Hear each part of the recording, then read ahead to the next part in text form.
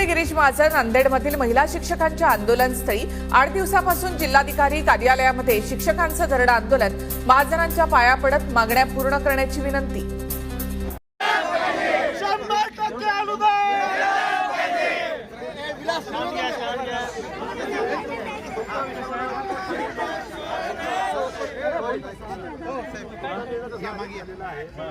आमचाच विषय हो, मग आम्ही तुमचाच विषय घ्यालो।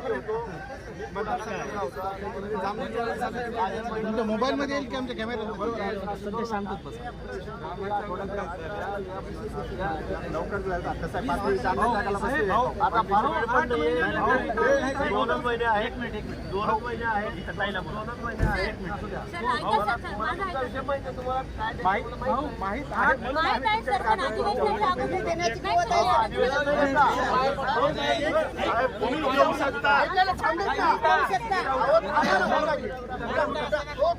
अधिवेशन